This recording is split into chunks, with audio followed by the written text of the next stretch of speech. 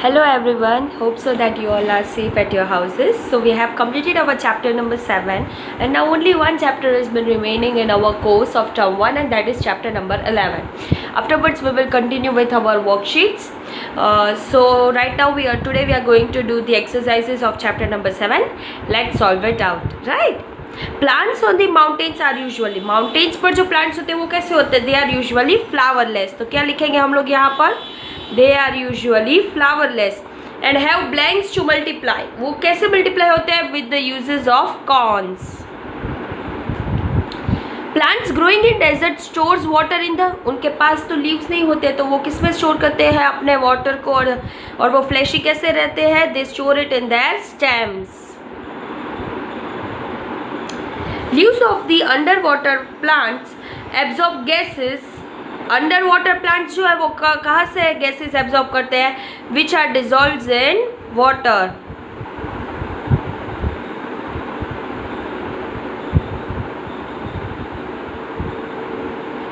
Directly through there, मतलब कहाँ से डायरेक्टली वो लोग स्टोर एब्जॉर्ब करते हैं? Through the surface. The juice of plants gives us gum. तो किसका ज्यूस हमें गम देता है? गम कौन देता है हमें? किसका juice? It's acacia. Plants gives us medicine. हमें मेडिसिन किस में से मिलती है? From Tulsi.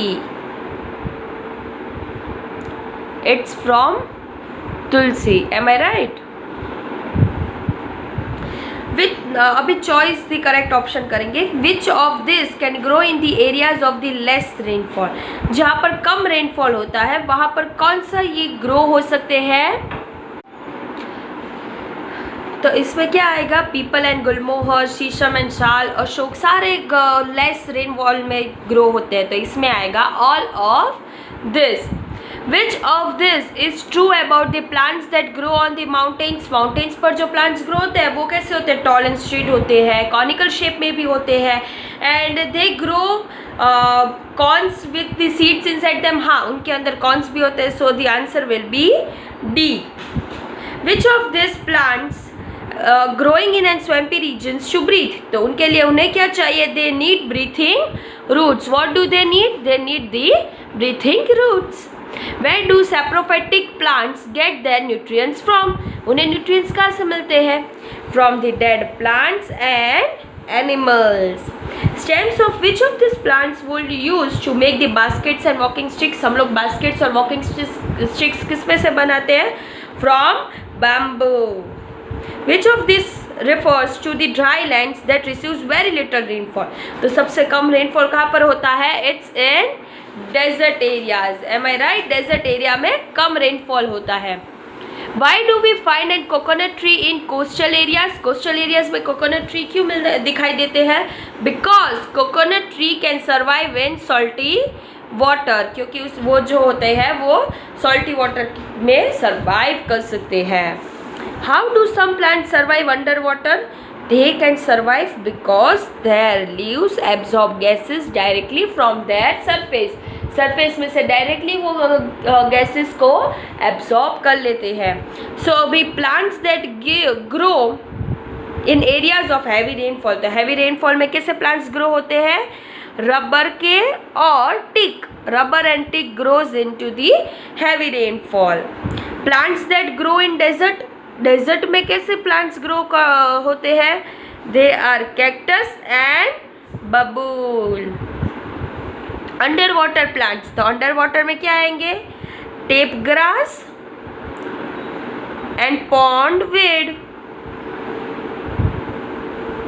इंसेक्टिवोरियस प्लांट्स. कौन से इंसेक्टिवोरियस प्लांट्स होते हैं? Venus fly trap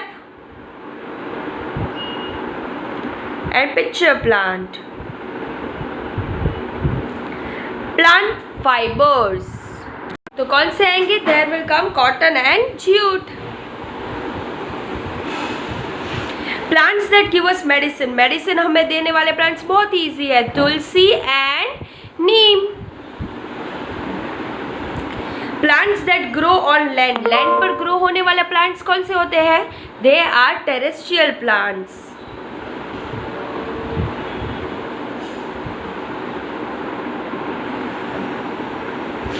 Plants that remain green all year round. Evergreen plants. Plants that grow in water. पानी में grow करने वाले aquatic.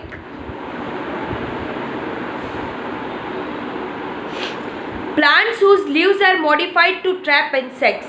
ऐसे plants जिसके leaves modified होते हैं और वो insects को trap कर सकते हैं. They are insectivorous plants.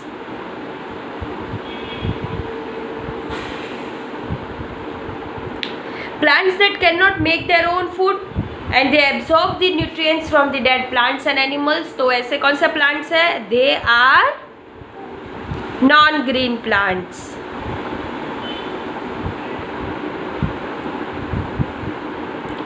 Question answers अभी आप लोगों को मैं दे रही हूँ, वो आप लोग ये सारा चैप्टर आप खत्म कर लेना, ठीक है.